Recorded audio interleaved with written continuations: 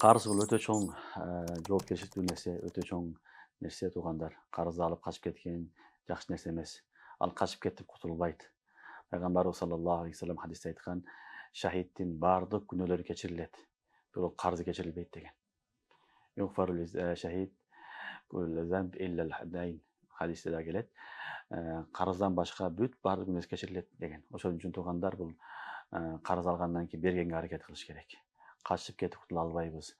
Ал эми ал бул дүйнөдө бербесе, ахиретте бергенге туура келет. Ахиретте Аллах субханала таала анын эчтекеси жок болсо, амалдарын алат дейт. Ахиретте билебиз, амалдар гана болот. Ошол амалдарын алып, тиги адамга берип салат дейт. Ошон үчүн дүйнөдө кутулганга аракет кылыш керек.